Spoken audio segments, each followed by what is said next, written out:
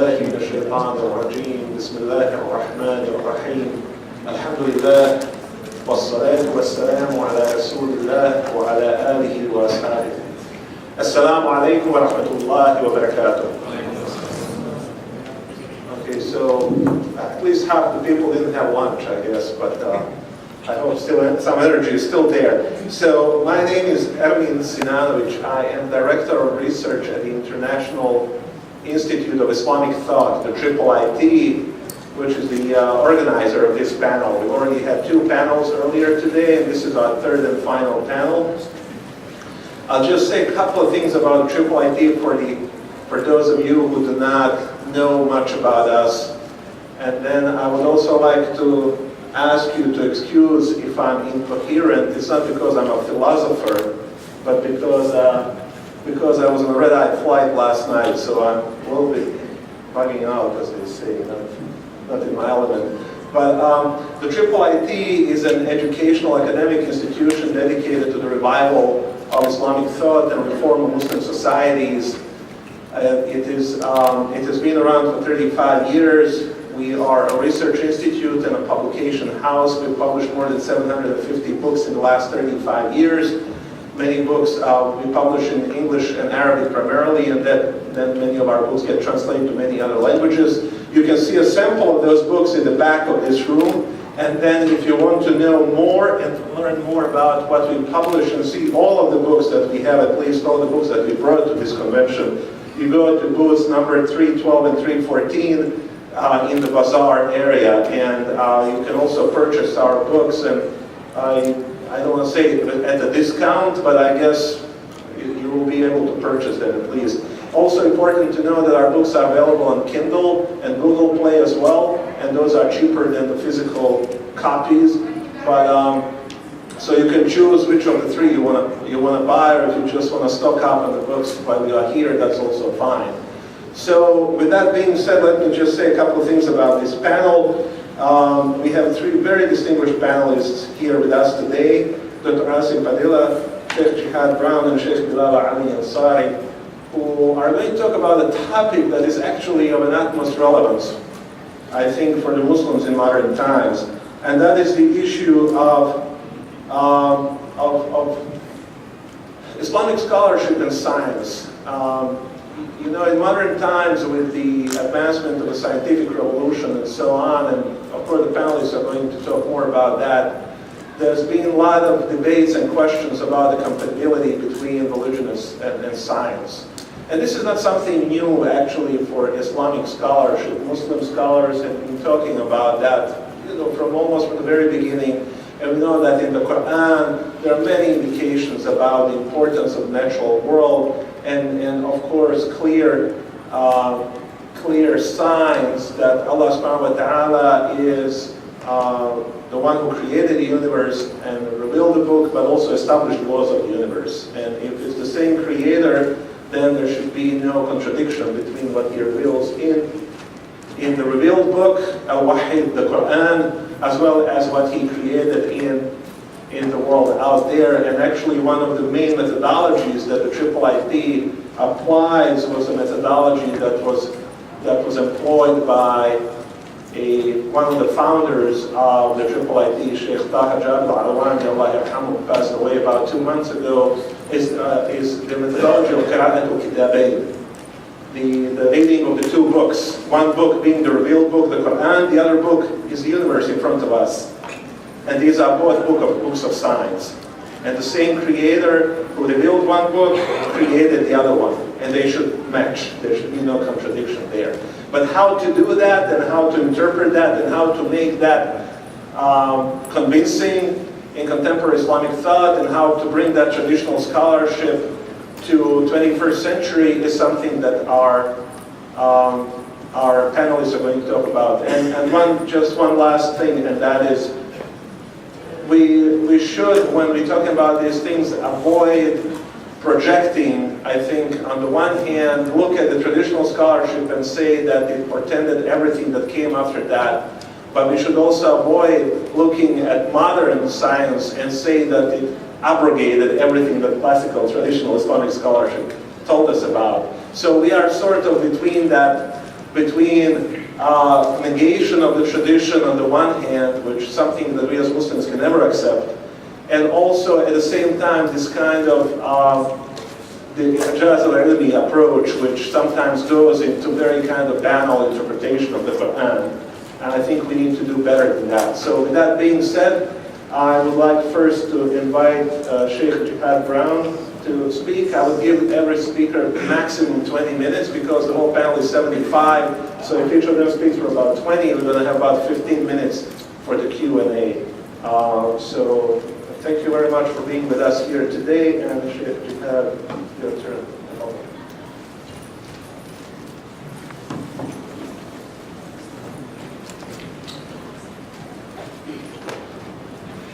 الحمد لله والصلاة والسلام على سيدنا ومولانا محمد وعلى آله وصحبه وسلم. اللهم إني أعوذ بك أن أضل أو أضل أو أزل أو أزل أو أجهل أو يجهل علي. السلام عليكم ورحمة الله وبركاته. So our topic, Mind the Gap, bringing Islamic scholars and scientists together to address challenges at the intersection of theology, science, and bioethics.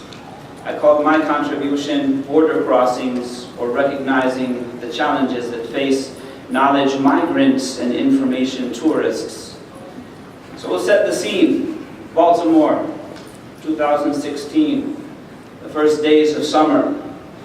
The future of the political process is unclear, and how it will impact our immediate experience of society is uncertain. Everyone's fear of the unknown is causing tensions. New racisms are competing with old racisms. The us against them scenario is easy but not likely promising. The world we live in knows it is lacking ethical clarity, and they know that they don't know where to find it.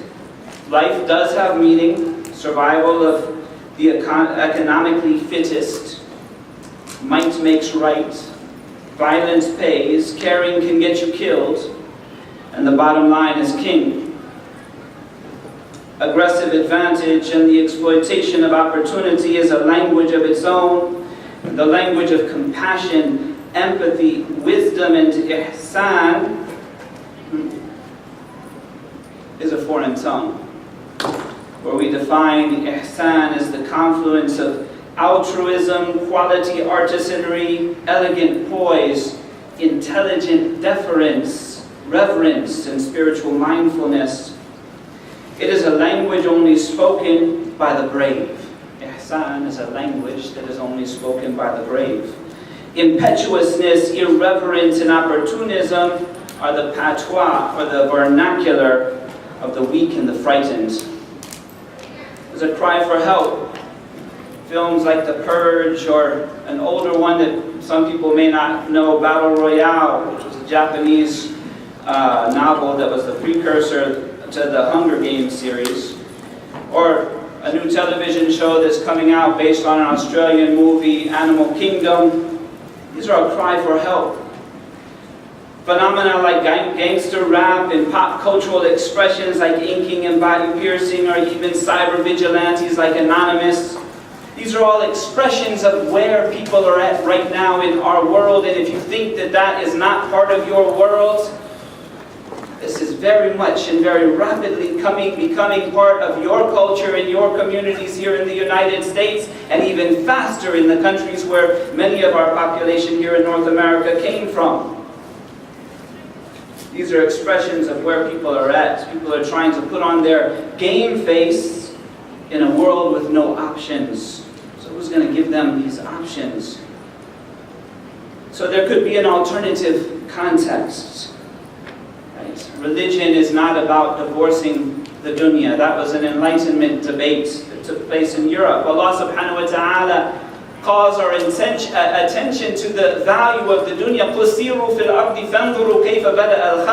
Travel in the earth and look how He gave inception to the world, ex nihilo, from nothing. Reflect. And when we look in that world, we find both wonder, which brings about awe, and a poverty that's based on the contingency and sheer need of the world itself, in the awe of the universe, in the wonder of the systems within every human being, and in the sheer and need of all objects for help, and fundamentally for a cause, we find truth. سَنُرِيهِمْ آيَاتِنَا فِي الْآفَاقِ وَفِي أَنفُسِهِمْ. We will show them our signs on the horizons and in their very selves until they realize that it is the truth. Our purpose is certain and as much joltingly reifying as it is comforting. وَأَنَّ إِلَىٰ رَبِّكَ الْمُنْتَهَىٰ. And to your Lord is your final destination. Along the way, we acknowledge that this metaphysical regime insists on an ethical imperative. مَنْ فَرَّجَ عَنْ أَخِيهِ كَرْبَةً مِنْ كُرَبِ الدُّنْيَا. Whoever will relieve a difficulty of his brother in this life, Allah subhanahu wa ta'ala will relieve a difficulty from him in the hereafter. Allahumma ja'alna minhum. Imam al-Bayhaqi also says about this social or ethical imperative, he narrates, اتَّقُوا دَعْوَةَ الْمَظْلُومِ وَإِنْ كَانَ كَافِرًا. Fear the prayer of the oppressed. This is something that the ideological, political Islamists will not like to mention, even if a kafir. Fear the prayer of the oppressed, even if a kafir, in some narrations. All of mankind are the dependents of Allah subhanahu wa ta'ala, and the most beloved to you, of you to Allah subhanahu wa ta'ala, are the most beneficial to His dependents. And if that hadith is found to have some thinness or weakness in its chain, it's borne out by so many other narrations, because when we read Islam, when we read the tradition, we're not doing a cut and paste job of putting one hadith to one case and analyzing it there. We have to read all of the tradition in one moment. What we want to do, all of these ideas are just dreams, and they're words that are khafif in the mizan, that are light in the scale, if they're not backed up by substance. So where do we come with this ability to provide an alternative scenario, an alternative context to a society that is looking for someone to do that? And where do we find that substance? And my job here today is to take the view from 30,000 feet and give some context to the work that has been going on for the past 3 years in drilling down. And this view from 30,000 feet is called situational awareness. It's where precision action begins and theory enables application. Because without it, action is never precise. It is rather called recklessness. Nor could it ever be termed applied, because it's applying what? Right? It's not practical, it becomes impractical. So we have 4 rubrics that I want to touch on very quickly and briefly before I hand over to my colleagues. The first is the issue of identity decisions. The second is paradigm navigation. The third, science updates. And the fourth is holistic civilization. The first rubric about the identity decisions that Muslims in North America must take. They have to decide between an effective identity or a thin, sentimental identity. Of course, the UK in the 90s went through something they called identity analysis of identity politics, and we could probably talk about that in some other session. But a sentimental idea is static. It is a diversion. It comes from the annals of history. It's motionless, ineffectual. It's effectively a boondoggle, as they would say. It's about what once was, and it is like a security blanket. You all remember Linus from the Peanuts, and he had his blanket always with him, and you get afraid, or you have a kid that has a blanket or that teddy bear that they can't do without. But we outgrow our security blankets, okay? But sometimes people's identity is just that, it's ineffectual. And there are people who never outgrow their security blankets, like rebel flags and these types of things. right? The grocery store is not called Pathmark or whatever we have down here. I forget. I used to live, I think Kroger is in this area. Down there it's called Winn-Dixie. My kids said, don't they know Dixie lost? Right? And it's a security blanket. But look, some of us never outgrow our security blankets. The security blanket identity warrants respect, but not accommodation. Colors, ethnicities, different types of foods at your food bazaar, Italian food and Vietnamese food and different types of fusion things. These things have already been accommodated. So no new simplistic or sentimental identity warrants accommodation. Respect at best. However, an effective identity is kinetic. It implies a worldview. It insists on accommodation. It seeks to shape a shared present and cooperate in building a future. An effective identity does not suffice itself with dreams of becoming. It joins being to becoming in an Islamic worldview. An effective identity is competitive. It meets standards and operates according to standards. A Muslim's conception of self-identity should be able to offer something rich, unique, and substantive to the conversations and projects that play out in our society or are at play in our society. However, a simplistic or naive grasp of Islamic thaqafa, or knowledge literacy, on our part, means that that what we have to offer is also simplistic. Like, for example, what Islam has to say about the environment, right? Ibad ar-Rahman yamshuna ala al-ardi hauna. They tread gently on the earth, walhamdulillah. So Islam is effectively saying, don't litter. All right, Captain Obvious, right? Everybody knows don't litter. You haven't contributed anything authentic or unique to an already existing conversation. We know don't litter. So this sentimental or simplistic approach to knowledge, it sells our heritage and our identity short. It sells Islam short, but more practically, it is insignificant and doesn't add value to anyone. However, the Muslim intellectual enterprise is encountered in its most advanced sources, is very rich, very sophisticated. These disciplines provide instruments and insights that want to explore the compelling bridge between understanding human suffering and personal hopes and the challenges of shaping fair and functional social and institutional policy structures. Many of us are aware that we have a very sophisticated system in Islam about dealing with public good, or masalih al-mursala. Okay?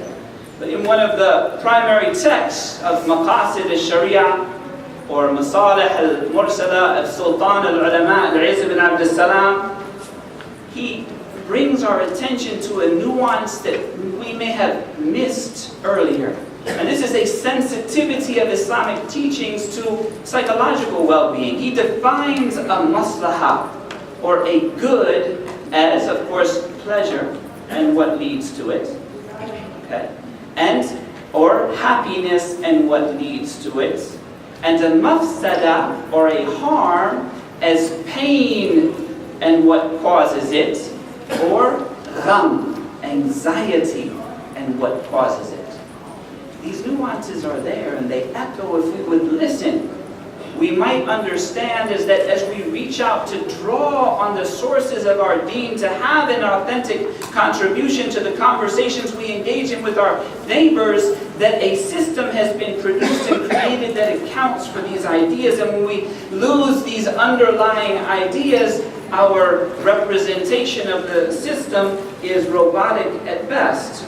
If we listen and allow ourselves to discover the civilizational depths of our own identity, we will find ways of authentically contributing to the social and intellectual fabric of America. We will add unique value. We will realize our identity and become an indispensable part of our world.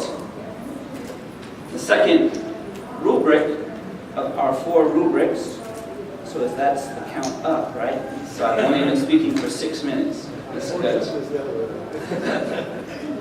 You giving me the mafhum al-mukhalafa? Right, okay. Paradigm navigation.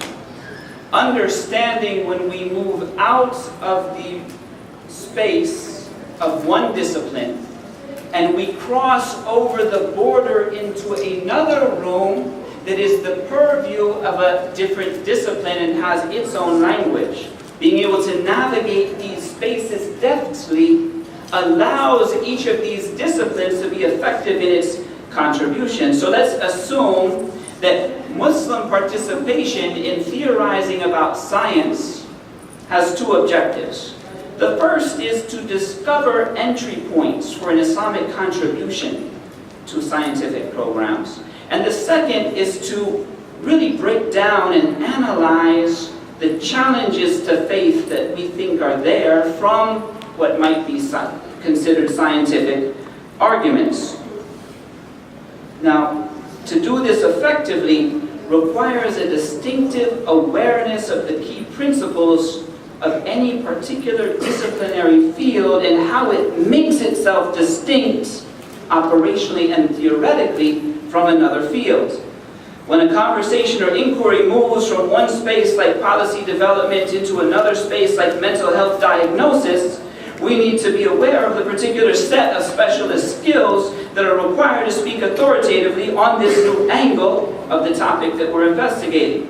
And equally, we should be cognizant of the correct methodology or system that is appropriately applied to the subject under discussion. For example, the skill set required for minimally invasive surgery in sports medicine is very different than the skill set required for the production of the instruments used in that surgery. And those skills are not transferable from one of those fields into the other.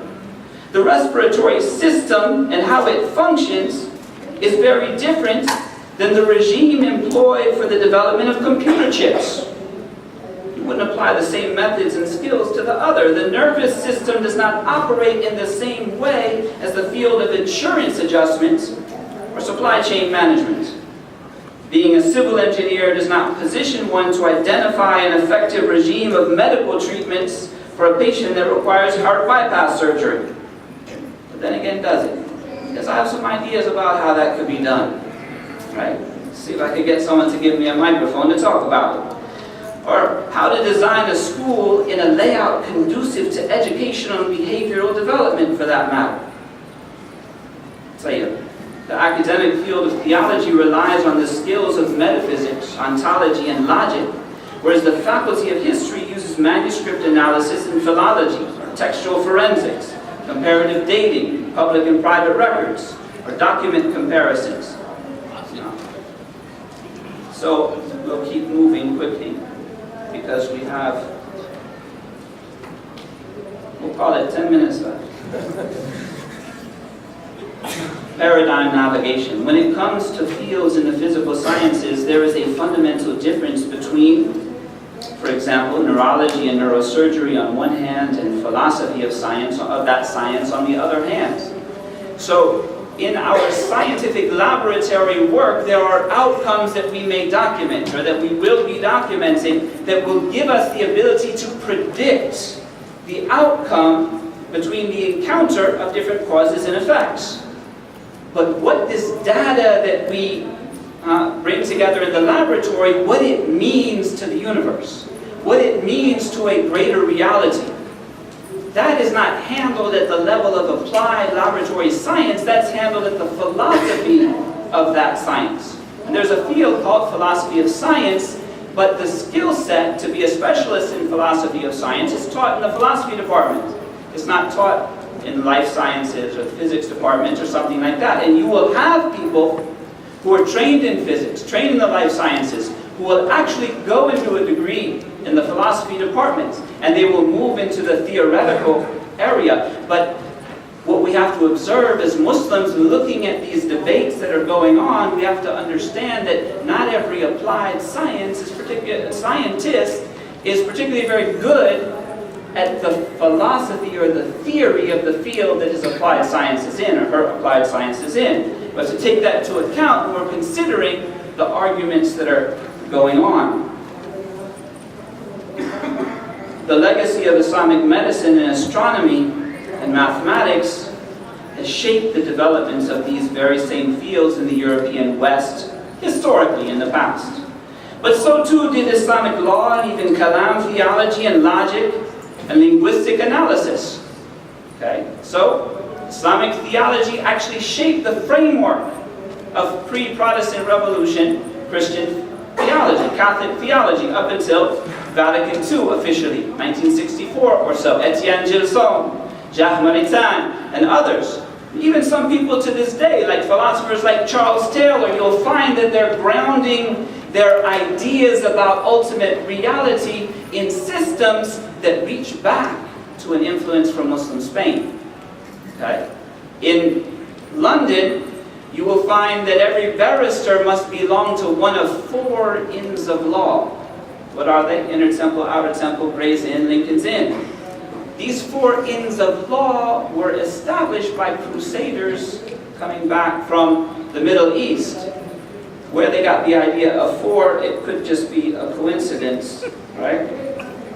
The point is, right, I think it's John Maqdisi, the son of George Maqdisi, for a period was doing conferences I know that he had some conferences in Germany where he was talking about the influence of Islamic law and legal theory on the development of British common law. The point is this, is not to say, as our moderator mentioned, that Islamic tradition predicted all of these things and therefore we don't need them. No, that would be foolish. Right? But the point is that we haven't been that far off. That there is some substance of things that we can use there to gain some unique and patently native and authentic and Islamic insights into what we're looking at when we're having these conversations. So I'm almost out of time. It says I have 5 minutes left right there. Right, so I'll close with this. I have another thing that we have to be aware of when we're looking to sort out these questions. And there's a number of other things, but my colleagues will cover them, inshallah. Right? There are so many voices and narratives that are competing to speak in the name of Islam or occupy decision-making status for the community.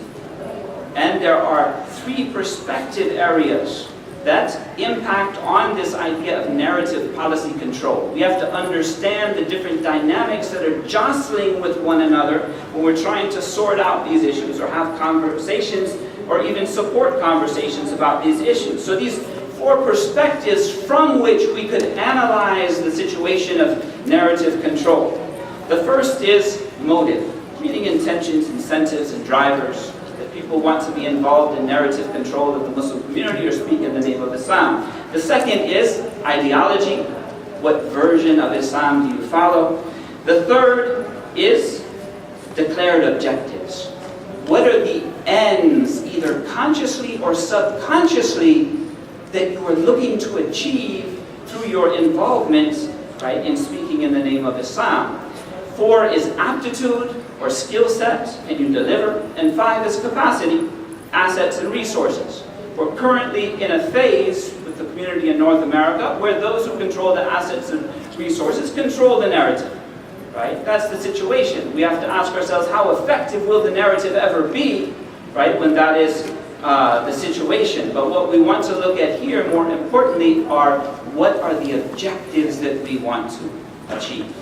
Right? What are we trying to do for this? Are we trying to keep my family safe?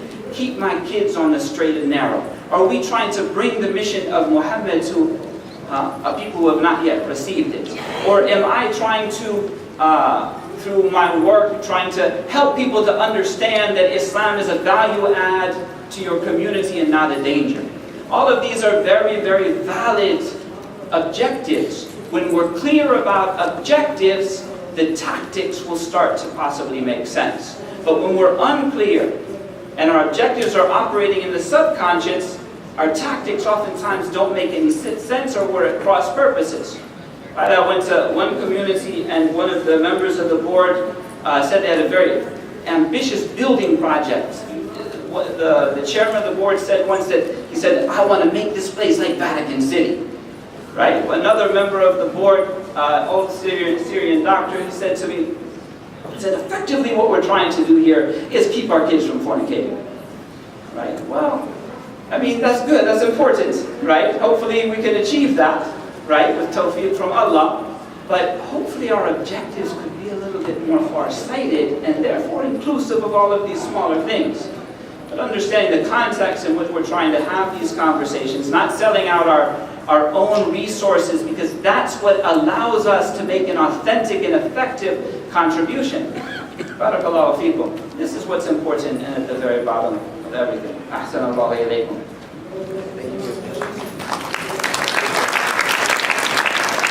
Thank you so much.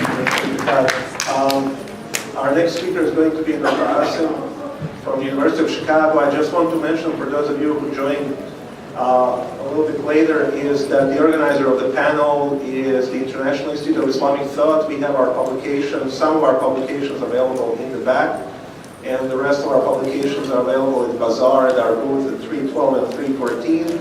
And incidentally, when Sheikh Jihad talked about Muslim contribution to science in history, we actually have two books, two publications by IIIT on that topic.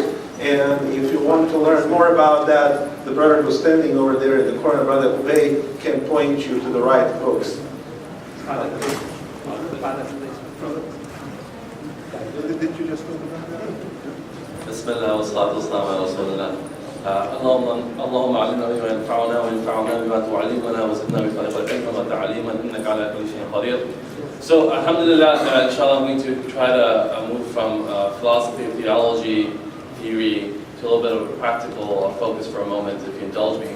Sheikh Jihad has been part of our working group that I'm going to describe to you, but I think, and I am a physician, I'm a scientist, so I think our goal for the panel is to talk to you about how we can incorporate this dialogue between theoreticians and applied scientists, and he's pointed to some of the tensions that occur. So I'm going to start with asking you all sort of a couple of questions and then deconstruct what's going on here. So this is, this conference, the theme is about the Quran. So Allah subhanahu wa ta'ala says in the Quran, أعوذ بالله من الشيطان الرجيم بسم الله الرحمن الرحيم وترى الشمس إذا طلعت تزاور عن كهف ذات اليمين وإذا غربت تقرض ذات الشمال والفجر من. This is from Surah Al-Kahf, and Allah subhanahu wa ta'ala talks about, and you see the translation there, that when you to see them, you see that the sun rise when it is rising, is inclining towards the right, from on top of the cave from the right, and when it's declining, it's declining from the left. So my question for you all is what direction is the cave's mouth facing? What direction is the cave's mouth facing? You said north?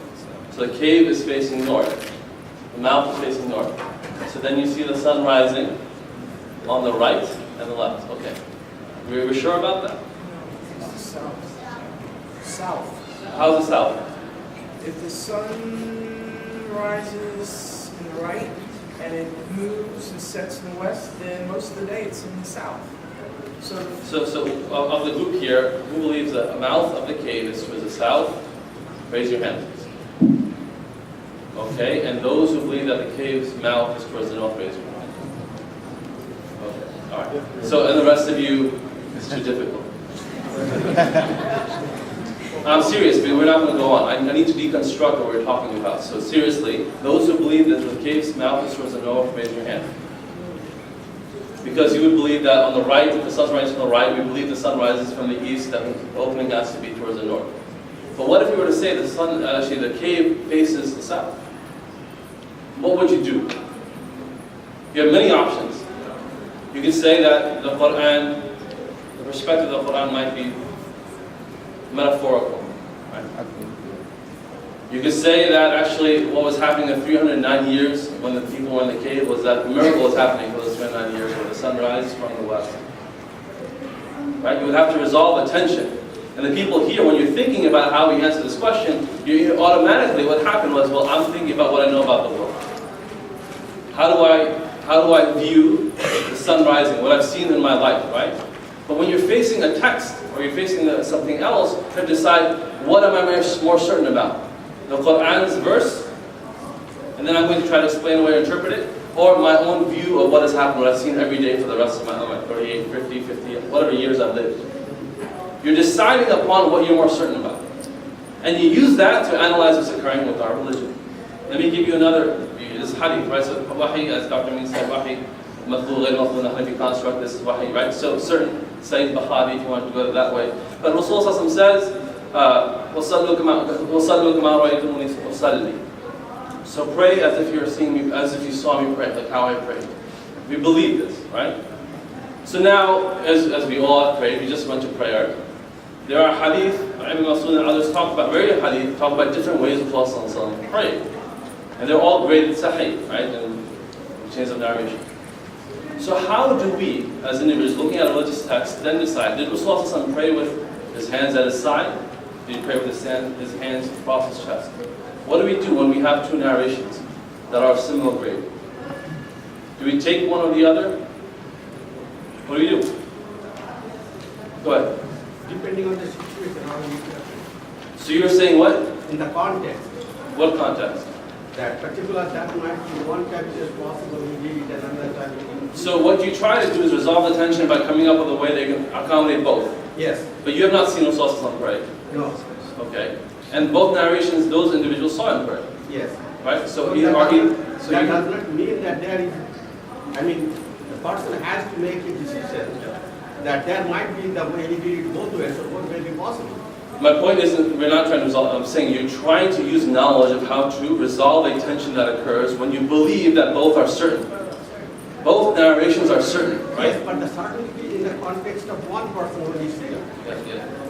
So you have to make some analysis. Yes. My point here was in both cases, when we're looking at the Quran and the Hadith, we're trying to decide. One was, how does the sun move? How do we know from our own knowledge? The other is, well, we have two certain sources of knowledge. We have to figure out a way to resolve some tension. But we're making an assumption that we can understand what is certainty and what is doubt. We're making some weighing of evidences. So what comes now is kind of the practical aspect of that in working with Quran bioethics, particularly. We have to understand how do we learn knowledge, and what certainty do we attach to our observations. And this has ramifications that are very, very wide and deep. Because then you have this idea, yeah, Quran, we hear this all the time. The Quran tells us, right? The Quran calls upon us to reflect. Yet we have to come to the Quran and other sources with some theory of knowledge, some understanding of how we weigh and balance evidences from the Sunnah and the Quran, and how we weigh and balance evidences from empirical observations and logical deductions or inductions.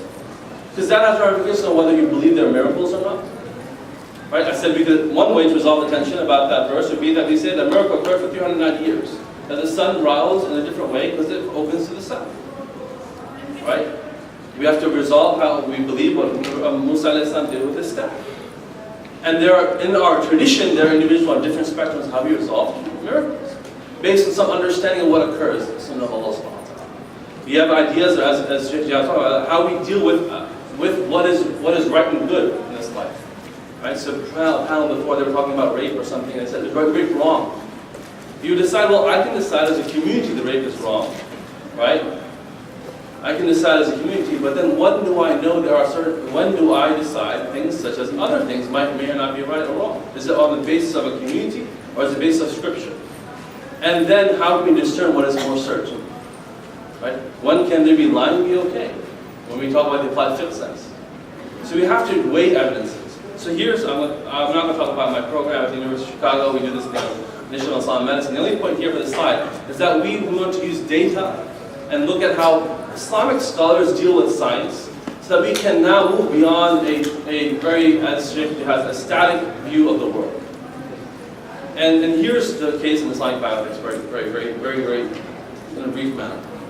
So the narrative today is that you have all these individuals, right? All these stakeholders talking, but not talking to one another.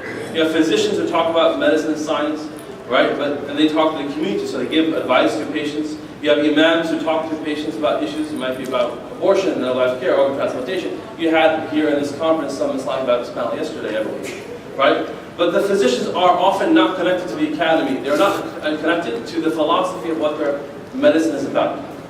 And you have local imams who are not connected to the seminary, where they decide and think about how to update our own tradition and what are the various sciences of our tradition. They might have one reading, right? So in our present era, I'll just say my bad. So we have a lot of people come, alims, right? They come, okay, alhamdulillah, but they have gotten a level of knowledge. The idea of an alim is then you have a certificate to study and research and go further. But because of our present needs, we put them in situations where they have to talk about 1,000 things and become disconnected from their sources of knowledge and their teachers. So our hope is that we have a dialogue, because that dialogue and bringing people together can lead to more carefully calibrated fiqh, right? And our needs will not just be, as Sheikh Jihad says, we don't just address things with band-aid solutions, but rather we have solutions that can offer something to the greater society. So here we go. Let's talk about physicians and what they know, right? So just to deconstruct. So Muslim physicians are siloed. This is a survey that we did at the Nation of Islamic Medicine with Imana doctors in the United States, and we wanted to ask them how often they engage with Islamic ethical legal scholarship, because we know the community relies upon them for ethical legal guidance often. And you see these are the numbers. Because of lack of time, I'll go through it. But when you talk about, do they read Islamic and Arabic books? Do they consult jurists? Right? Do they assist imams? Have they any reading of the Islamic medical fiqh academies? You see less than half do any of this. Right? And only 2 of our sample here had a degree in Islamic law. So it's not like they all knew everything. They did not go and read and study.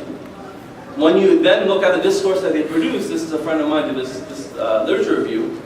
This is what you find. Over 55 years of writings on Islamic bioethics in the medical literature, you find 146 papers, of which only 11 talk about anything other than a universal Islamic position. So Islam says organ donation is mubah, khalas. Brain death is acceptable, right? And within that, only 5 of those papers talk anything about the sources of Islamic law or knowledge. What is the implication? The implication is that Muslims, as I said, they present an elementary caricature of our tradition, right? A univocal, which is not a univocal tradition, but a univocal reading. And when they speak to others outside, right, patients and their colleagues, they have an incomplete picture of what Islam has to say. We actually have nothing to offer society. So this has implications for you and I. So I mean, this is why you talk about Islamic bioethics, because you and I, every one of us, engage with the medical care system in some form. All the time. All the time. And the fact that you take Tylenol for a headache has an empirical basis and a philosophy behind it. Or whether when you get buried, how do you do our burial? Right? So this has clear implications for all of us, because we are all discerning this. So now what happens? Move aside from the Muslim community. When you then go and you have people say, hey, Muslims talk about all this stuff, let's do our own research and look at fatwa. So we're moving from doctors to muftis. You see this paper in the Medical Academy about organ transplantation, organ donation. And they say the last sentence, you can't see it, but I'll read it to you. They did a fatwa review of Sunni fatwa. It said all 70 fatwas allow for organ donation and blood transfusion. That was the end synopsis of an academic paper. Because they say, hey, the muftis just say one word. It's all okay, it's all okay. And then what happens? Then you have National Kidney Foundation. Others say, okay, look, the majority of Islamic scholars say, here's where I've underlined this particularly because of this issue. Organ transplant is a necessity, so therefore we should be promoting it. What happens then in the Muslim community? Well, we find, after many studies, some I've done myself, that donor rates are low. They say, hey, the issue is because Muslims don't know their own scholarship. Muftis have said it's okay. Let's go do teachers and teach them their own religion. And produce fatwa. They say that organ transplantation is okay, organ donation is okay, let's go back and move forward. But it's all on the basis of an elementary caricature of Islam. So let me skip this slide for a second.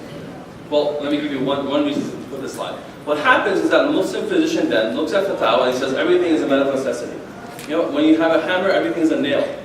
I'm in medicine, medicine is about saving life, everything is a necessity, it's darura. And they use a term, that's a juridical term, without understanding the context of what that term means. Then you have the muftis who say, look, medicine is a big thing, it helps society, helps the hayat, helps the nafs, right? Helps the nafs, right? Everything is maslahah, it's for the benefit of society. Some elementary caricature of what medicine is all about. It's all about life saving, let's go forth. And everything becomes a permissive fatwa. Do everything. Halal. Right? But the discourse is much more complex. Just organ donation per se. It's much more complex. And there are assumptions that need to be tested from these fatwa. There are scholars say some permissible receive and give. There are people say there's certain conditions, shurut, right? So it's not a univocal tradition. And the doctors and the muftis might be reading univocal traditions, which doesn't exist. Then we can't offer anything to society. So that's the grand view what's happening on the ground. So here is our project that Sheikh Jihad is a part of. Right, we want to have dialogue between scholars and scientists And we brought together 6 individuals, right, from different aspects of life. So we had traditional ulama, Sheikh Amin, Sheikh Jihad, we had clinicians, myself and Dr. Ahsan Rosallah, and then we had, Faisal Qazi and Ahsan Rosallah, community physicians, and then you had academicians, myself and Omar Qureshi, who you may know. And we had some guest members in our working group that was funded by the Kabbalah Foundation. The issue was we wanted to develop a lexicon of dialogue around 2 questions. Now, what is the soul, and how is it manifested bodily? Because we wanted to get at the metaphysics, right? Which Sheikh Jihad talked about, how metaphysics and metaphysical theory influences the way we think about neuroscience. At the same time, we want to think about risk. Medicine, maslaha, the world, it's all about risk. What are our concepts of risk in fiqh and in medicine? How can the 2 match up? And there was an intensive engagement because we have no language for dialogue. When a physician says necessity and the scholar says that means darura, there's a mismatch. So we spent time just trying to understand our vocabulary usage in our own disciplines. Right, so there's 6 retreats, over 90 hours of FaceTime. Each retreat led to another sort of a retreat that we had, all of us had to present things from our own tradition. We spent time writing papers, you see academic presentations, and this is part of that. And here's one, I'm going to end now. So let me give you an example of what that leads to. That how we can recalibrate how we have something to offer society in medicine, but also ourselves. And it's about epistemology. So let me move you through this. Okay. So when we talk about certainty, and I had those 2 questions about what you're certain about, we talk about the correspondence, the idea of ilm and knowledge in Islam, right? Bajuri on this thing. It's a correspondence theory. You can have certainty in yourself, that's what certainty about something, about a proposition that relates to the world around you. I'm certain this is wrong. I'm certain that this doesn't exist. The certainty aspect has a subjective pole, that's you, and an objective pole, what is out in the world. There's a correspondence. So you can have certainty, right, that something is true. You can have some sense of probability that something is true, and you can have a probability that something is wrong. So you have this the done idea, right? It's a preponderance of probability that is true. That it corresponds, or a done marju that it doesn't correspond. How this relates is then you can, once you understand what ilm is in Islam, and how it has to do with correspondence theory, then you can think about how can we acknowledge science in its own realm within the Islamic epistemological structure. So there are 6 areas, and this is from Mustafa Imam al-Ghazali. There are 6 areas where we believe, for all practical purposes, he lays out that you can use these ideas as having certainty in your operational sense. Al-awwaliyat are ideas about 2 things, right? It can't be this, the idea that true and false are 2 ends, right? That's one idea of that. Look, you can't have something that's partially both. A proposition can be true or false. Or your internal sensations. I am hungry, right? You can be certain about the fact that you're hungry, and you can make that claim. You don't need anything else, anybody else, to adjudicate that matter. But here's where science comes in. Empirical observations, right? So by my touching something, right, this is solid. And I as an individual can make that claim. But I can also make, by induction, general claims. Fire burns, right? Fire burns is a general claim. Not that this fire is burning, but fire burns. And you can be certain about that. You can be certain about that within Islamic tradition. So what we have today, people say science is always immutable and changing, don't believe anything about that. But this is not from our tradition. This is not how we operationalize the fiqh. And it's very important to understand where this comes from. Then when I talk about hadith, we have this idea that how does hadith come in? How does hadith come in? Because we believe mutawatir exist. That people won't hear, you won't say that ICNA didn't occur in Baltimore. For all of you to say that, right? For all of you to say that, you have to come together and make some sort of, we're going to lie. All together. All of you want to do that together. So this has implications for both dini knowledge and worldly knowledge. So when all specialists around the world, right? All specialists, 150 say that look, Zika is bad. You shouldn't have Olympics here. There's something, unless they're all colluding together to say that this exists. All right, so now how does this implications? The last slide, last 2 slides. So a simple question about medicine: when should we seek medical treatment? Becomes an exercise not in just coming with a fatwa, but understanding where do you draw upon certainty in science, to address the question, as well as within fiqh. And what you find is that in our tradition we have at least 2 authenticated reports from Rasulullah that we are certain about from Mughal, right? And one, he says that there are people who will enter Jannah, right? Who will never have allowed themselves to be treated by colorization and other conditions here, and they will enter Jannah. the idea of leaving off at that time, Qadar is a treatment. Leaving off medical treatment leads to a high reward. At the same time, you have a report that says, seek medical treatment for Allah's created, right? You know this. Allah's not created illness that has a cure. So you resolve a tension between two authenticated reports that you're certain about by looking at science. That's what jurists did. So they said, hey, there's this idea of having tawakkul, which is a virtue from Muslim. So not all medicine seeking is always obligatory. Yet we know that there's a command that he says that you should seek medical treatment. But what is medicine about? So here, so this is what the traditional school sort of said about seeking medical treatment. That it almost never, right, that in the general state, the hukum, that's permissible, right, by the three schools you see here, and one says it's actually recommended. But the detail here at the last column here is that they posit this on the effectiveness of treatment. That medical science has to be certain about the treatment they're offering. Or the individual himself has to be certain. So you take that Tylenol, are you certain about that Tylenol removing your headache? Then we can maybe make this an obligation upon you for some reasons.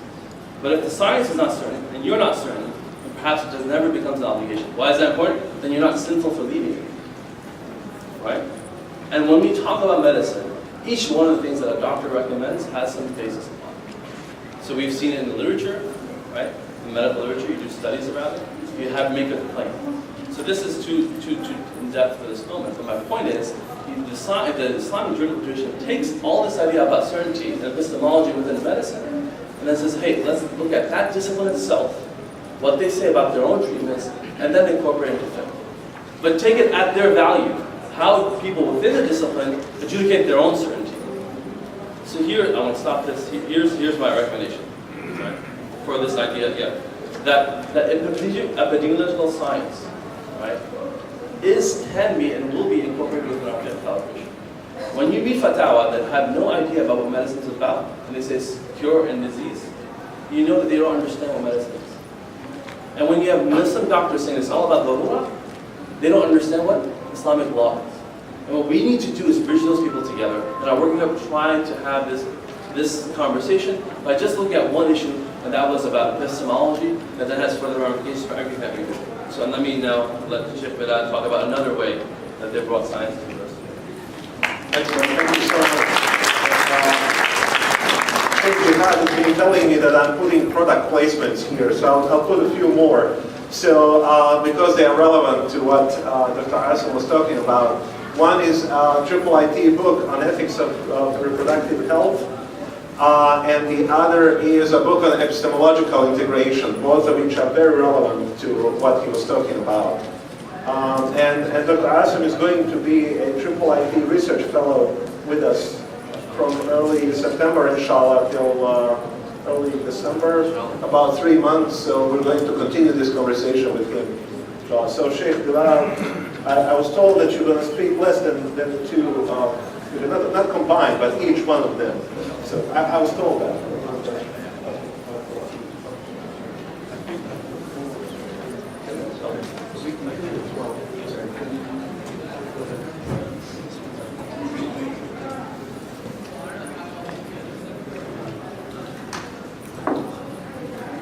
بسم الله الرحمن الرحيم الحمد لله رب العالمين وأفضل الصلوات وأتم التسليمات على سيدنا محمد النبي الأمين وعلى آله وأصحابه آمين يا رب العالمين. So, Sheikh Jihad's speech, I think, should have allowed us to appreciate the afati discussions. And then I think Dr. Asim's discussion brought us to the anfus, more to the practical level. I'm going to stay at the anfus level of discussion of actually a case study of the nafs here, or mental health in particular, and try to give you an idea of how in one particular initiative or project called the Khalil Center, there was a certain degree of collaboration between Islamic theologians or ulama and mental health practitioners, and how that plays out and some of the challenges that were faced in this project. So I just have to give you some background. This is a lot of technical information. I may speed through some of this information, but just to give you a short history. So about 4 years ago, a clinical psychologist came for graduate studies here to Chicago, actually. And because of his background in Islamic spirituality, recognized that there was a need for him to sort of integrate his understanding of the rich tradition of Islamic spirituality with his practice and his training. At the same time, I considered myself a counselor by compulsion. I used to go once a week to the local mental health facility. It's more like a correctional facility, a prison. And I was near the seminary of madrasa where I was teaching. And once a week I would interact with some of the patients there and recognize the need, and I hope appreciate the need for more knowledge in the field of mental health. Because oftentimes I'd be there to teach Arabic, but then I'd be confronted with questions of the mental health of the particular patient. And so this was by chance, of course, the tawfiq of Allah subhanahu wa ta'ala, that myself and the founder of the center, Human Kishivarzi, were able to interact. And because of his appreciation for the rich Islamic tradition and my appreciation of my ignorance, I think we were able to begin to discuss in the form of a platform, in the form of a spiritual wellness center, create an institution that will allow us to have some further discussions. And I think the need for a mental health center, a Muslim mental health center, that was able to provide care that was culturally sensitive, religiously sensitive, and was able to target its services and its education and its research towards the Muslim community was quite obvious. And yet, when we did a short and a brief review of the landscape, we discovered, just like in the field of research in Muslim mental health, there was very little that we could use as sort of a paradigm. We had nothing to navigate, really. It was almost the absence of something that we could use it as a platform where we would find some degree of integration between Islamic theologians and their thought and the rich tradition of actually Muslim mental health that we would discover later, and then also, contemporary philosophies of psychology. So these are obviously some statistics you can look through, and I think most people personally will know someone, maybe in their family or in their community, who suffers from a mental health illness. The challenge that we faced was that here, on one hand, we have a clinical psychologist who's now pursuing his PhD and trying to understand and focus on a particular subfield of Muslim psychology or forensic psychiatry, which is the overlap of law and psychology. So while he was studying forensic psychiatry, he was beginning to appreciate the need to study in depth Islamic spirituality and see how behavioral therapy in the history of Islamic spirituality can contribute to the discourse of modern Islamic psychology. So this was actually something we didn't think would be much appreciated, and yet the influx of clients made us realize more and more day by day that there was a huge need for culturally and religiously sensitive psychological treatment.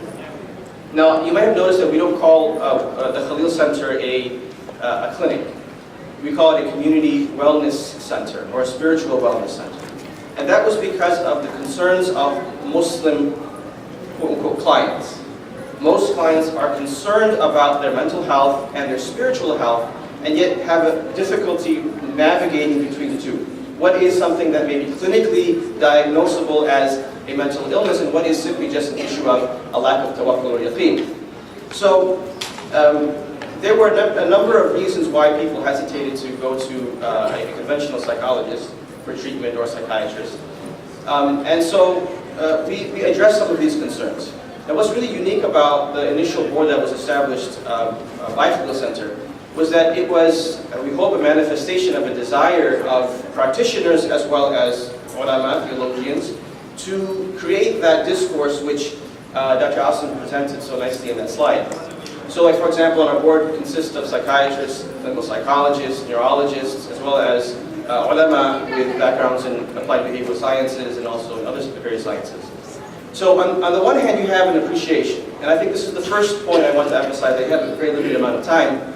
On the one hand, you have an appreciation, and then on the other hand, you need a certain degree of expertise. Without these two elements, I think it's almost impossible to allow such a collaborative project to succeed. And part of that appreciation was criticizing the conventional understandings in the field.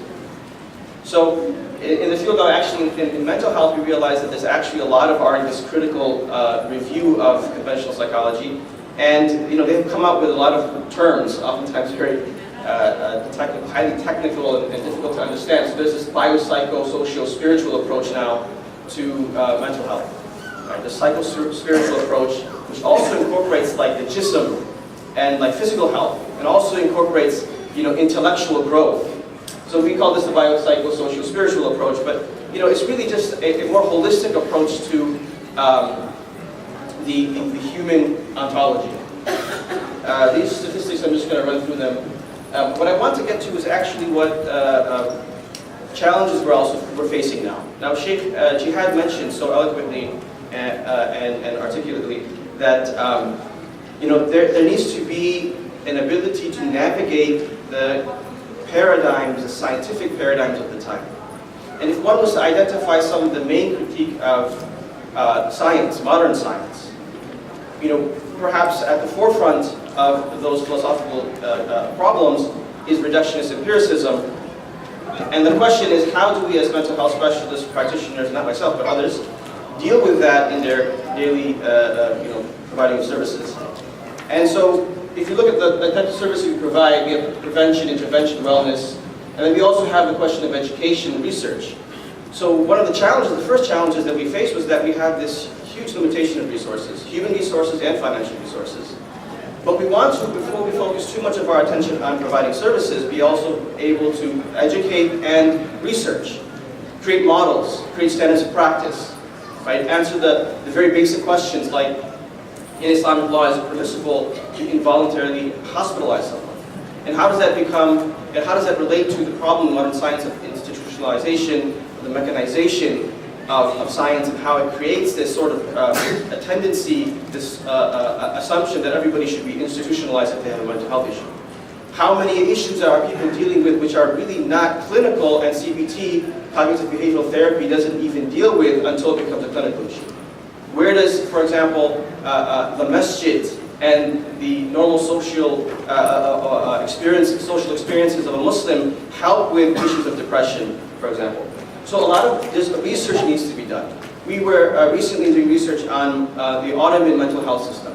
And it was interesting because in our literature review at Forensic Psychiatry, we found that there were very frequently assumptions made that Islamic history doesn't have anything to contribute to the field of mental health, the issue of expert witnesses, right? And I was very hesitant when I saw this. I don't have a background in history, or in the history of mental health, but it just didn't seem right. And when I traveled to Turkey recently, I asked some Ottoman historians that, are you aware of a history of mental health practices? And they said yes, and there's actually a very famous museum which used to be a mental hospital attached to the medical college, which was attached to also the hospital. So we have evidence, and it's very interesting if you look at the nature and the architecture of that particular building. But it was a very integrated system. So we know that system may have existed, and of course science has updated itself, but there was a philosophy that guided mental health practice in the Muslim past. So I think I'm done with 2 minutes, okay? So now we have this challenge that how do we devote resources to the research and education portion of Khalil Center while also being able to survive by providing services. And so there was a suggestion by one of the advisors that you need to create a system which focuses heavily on service, right, and providing services so that you can simply function as an institution. Otherwise, financially, you're just going to go downwards. So we started to provide services like web therapy. We're actually the only mental health provider in the Muslim community. We also provide face-to-face therapy, counseling, consultation, coaching, psychotherapy groups, cognitive testing, and then also Sharia consultation, which is really interesting. We just started this recently, that we have a lot of clients who come and they're seeking a very simple legal solution to their problem. And so the therapist will come to the advisors on the board and will ask them that, for this particular issue of of this mental issue, what's the legal ruling on the issue? And so we'll give the therapist the solution. The therapist will give that solution to the therapist. The therapist will insist, no, I want to hear from the imam, right? So we have 2 hours or 4 hours a week now that we're going to be committing to providing the therapist as well as clients an opportunity to sit with a Sharia consultant, right? So these are services.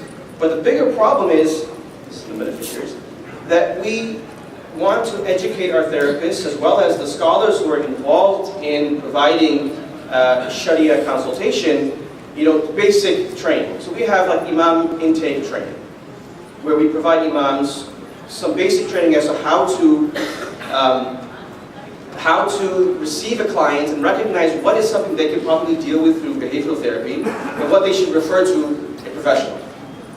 We have imam convenings, where we have conferences where we present some research and statistics to the imams and allow them to appreciate some of the problems, the mental health problems that exist in the community.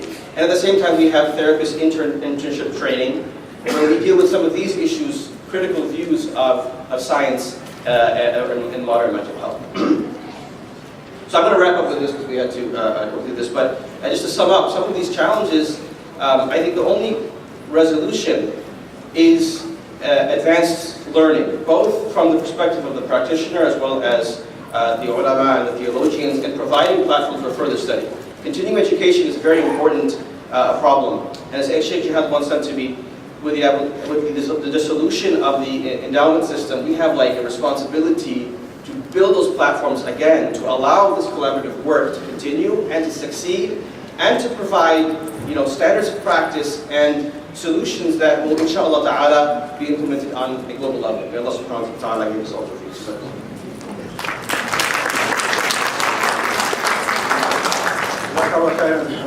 Sheikh Bilal, these are very important issues, and Sheikh Jihad is pointing to another product placement, which I have to put here. We have a book also published by IIIT. It's a translation of the 9th century manuscript, part of that manuscript actually, by Abu Zayd al-Balkhi on Masalih al-Abdan wal-Anfus. Actually, so I will loosely translate that as well-being of body and soul. Yeah, good pass. So the part that is translated to English is Masalih al-Anfus, about what is soul related. And so it's a short book, check it out, IIIT publication, really, really insightful. But before, we won't have much time, so we'll take probably about 3 questions only, and I'll just give each panelist an opportunity to address any or all 3 of those questions. But before that, I just want to make a few announcements that ICNA wants us to make when we moderate these sessions. And first of all is that please like ICNA on social media and do the same with IIIT. We have a website, IIIT.org as well.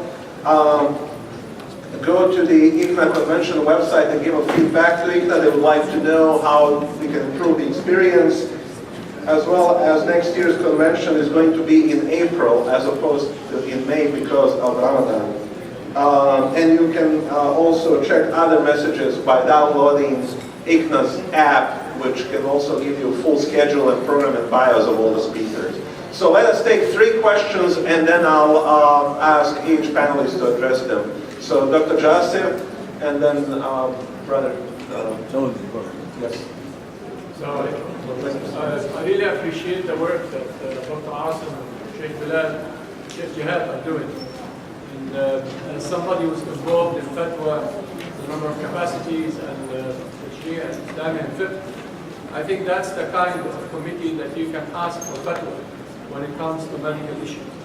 As insider, not an outsider of few majami' fiqhiyya, it is not enough to bring a doctor to give the mashayikh a presentation for an hour or 2, for the mashayikh really to make the right fatwa. Dr. Asim mentioned organ transplantation. I had a couple of students who wrote theses under my supervision, and they took at the end of the thesis the opposite view of the publicized view that this is something that is mubah, because they found lots of harms when they get into the real issue, the real medical issue. Lots of harms of transplantation, let alone just an open market for donation and question. So the question is, how can we contact you to help us, inshallah, with the 50 research that we can do? Okay, so we can do that. Yes, My understanding is that maybe it's the European Fiqh Council actually has physicians authoring the fatwa. are co-authoring. So maybe this is the conversation you can have afterward. Let's just take questions with Question again. So, Salam. Quran says, "Allazina amanu tatma'innu qulubuhum bi-dhikrillah, ala bi-dhikrillah tatma'innu qulub." Those who are believers, if you remember from that God, Allah subhanahu wa ta'ala, the problem of the heart will be easily removed from the dhikrullah ta'ala. I see, I traveled to most of the Muslim countries, especially Saudi Arabia. I worked in the hospital. I see there are very less people in the mental problem, those who are Muslim believers. Also Bangladesh, Pakistan, most of the Muslim majority party. So they're all in the masajid in North America. You know, the believers, they console. They have some mental consolation by dhikrullah. Quick question, because Yes. they don't have So much in time. this respect, Question. what is the importance of the belief and dhikr in the Taqdeer? With the modern world, other countries, I want a conclusion of this point. Okay, thank you so much. And one more question we'll take. Over here. Yes. Get closer. Yeah, here, right. With the microphone. My question is, I'm assuming that there's this large gap between the physicians and Islamic thought on medicine and other fields in America because there's a lack of infrastructure already built. But do you find it a similar case in Muslim countries and other parts of the world that there's this lack of dialogue as well? Okay, so we'll need the microphone back now, and we'll just go into order of appearance. So I'm just going to, I want to turn it over to Sheikh Jihad Abdullah. So Dr. Jackson, for giving you du'as, you keep on doing this work. You know, the program that I lead is Additional Islamic Medicine at the University of Chicago. We don't have all the answers to everything, but the point is we want to bring people together to deliver those answers.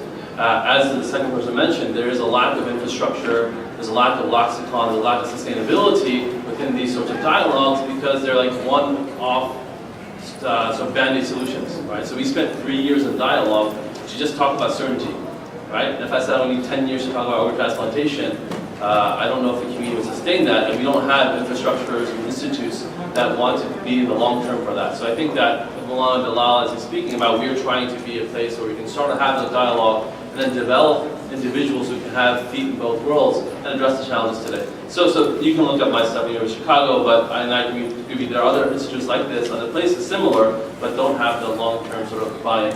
I think that the second sort of question about dhikr, I'm going to let Mulana Bilal talk about that, but I just want us to be cautious. So my program is trying to be data-driven and theory-based. A lot of us have these elementary caricatures that things don't exist in our community because we don't collect data, one. Two, because we oversimplify the notions of what Quran tells us, right? So even in there, my experience, right? So doctors don't do this, or people don't have issues with mental health; they just read more Quran. And I just caution us from being so elementary with our tradition. There are many hadith, amount of things that Rasulullah faced in his life, and people gave advice that some might say that were actually mental health problems. It's not that it didn't exist or doesn't exist in Puritan societies. The third point, I think that as you mentioned here with your question, you know, I will tell you that in the Muslim world we have, just like here, we have people who have challenges of understanding both worlds. In the Muslim world, by and large, we don't produce knowledge, both in the seminary and the academy. We're consumers and technicians and technocrats, right? And we have very little into R&D anywhere, except for R&D for new iPhones in Pakistan or something. So I think that we should not have this glamour view that, you know, somewhere in the Muslim world solutions exist. My own limited decade plus in this area, I find they struggle with the same things that we do. And our global ummah is struggling with trying to catch up in many ways from our own tradition, in the seminary tradition, as well as in the academic scientific tradition. So that's my only comments. We can talk after over here. All of us have a flight after this, so we can indulge you for a little while. There's a lot to leave. So Sheikh Jihad, or whoever that. So maybe Maulana Bidao can can speak more to the dynamics of the dhikr aspect that our esteemed uncle was speaking about. You're going to have aspects of mental health in a society where you have the best case scenario. Someone who is engaged in a deep dhikr of Allah subhanahu wa ta'ala with understanding, with an immersion type of dhikr, is going to be inoculated against certain anxieties that you may not find in other societies, right? And we'll let Sayyid Bilal go into that in more depth, but in that comparison on mental health from this society to the other, I think one interesting note is the issue of institutionalization, which Maulana brought up. If you look at a traditional society, what do you see? Any people who have lived for long periods of time in a traditional Muslim society, right? What is the one? There are very few mental health institutions. We're not institutionalizing people. The people actually live amongst us. They naturally gravitate toward the masajid as well.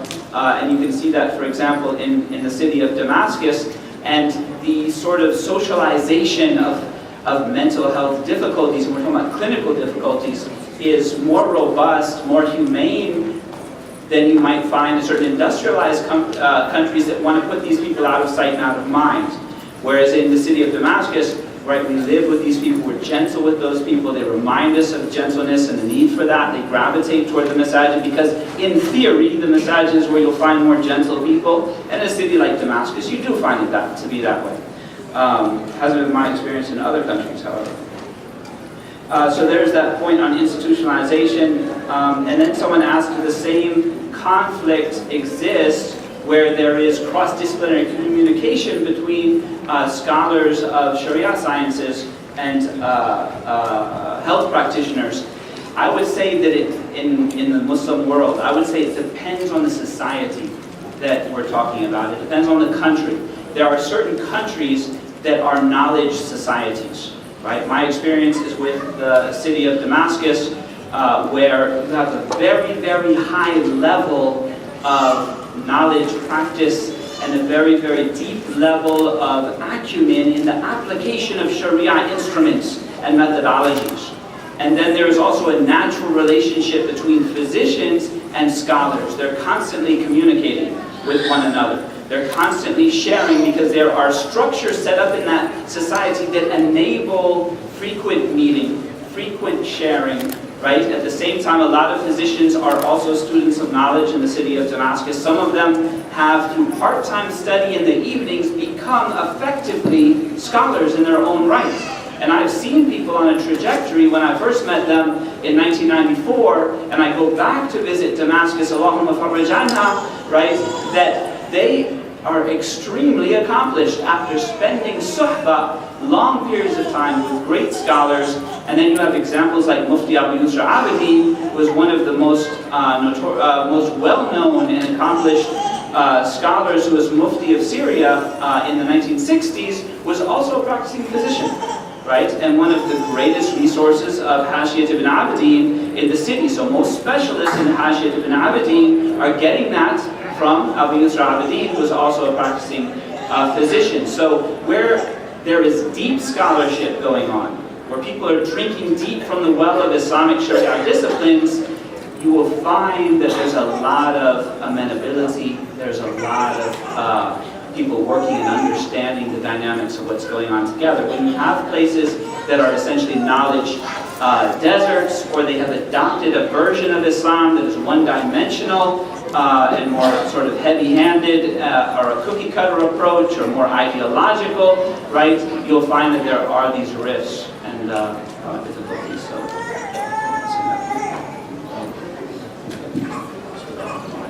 So I think that those two answers were quite sufficient. Maybe to add, our Islamic tradition does differentiate between various types of mental illnesses. So Junoon, for example, our paper was on forensic psychiatry. Quran Hadith, gives us understanding about taklif, the idea of responsibility, who's responsible, who's not responsible. So if you were to, oversimplify and give dhikr as a recommendation to a person who's majnoon and mukallaf as a form of remedy for insanity, then obviously I think that would be a simplification, not appreciation for obviously that demarcation. The second thing I think is that dhikr also people don't recognize the complexity of our dhikr tradition as well. And our Islamic spiritual tradition is very robust. And the method of prescribing dhikr to different individuals so that it can become into that a piece of heart. I think there's a need for an appreciation of that rich tradition so that we can also utilize those methodologies or methods or practices appropriately for various different situations. Thank you so much to our panelists and to all of you who came here today. It's very obvious that there is a great need and desire to learn about these things. So what I would like to recommend, especially among those here who are young and still have the ability and choices to make in terms of studying and what you're going to study in colleges and universities, is to keep these issues in mind and see how you can, within your own discipline, within your own specialization, during the course of your own studies, acquire the kind of knowledge and combine it in a way that will help many, bring about many of the answers that we need today to understand the rich tradition that we have in Islam, and then how that combines with modern scientific knowledge and how we can create something that will make, again, our tradition the leading tradition that will produce, again, the culture and civilization that we are still proud about 10, 12 centuries later. Imagine how much more proud we would be if it actually was actualized today. So Jazakumullah khairan. Please don't forget to visit the IIIT book display here, and also the larger one at the bazaar, the booths 312 and 314, as well as the IIIT's educational division, the Fairfax Institute, which also has its own booth over there at the bazaar. And once again, thank you all so much for coming. سبحانك اللهم وبحمدك نشهد أن لا إله إلا أنت نستغفرك ونتوب إليك وآخر دعوانا الحمد لله رب العالمين والسلام عليكم ورحمة الله تعالى وبركاته.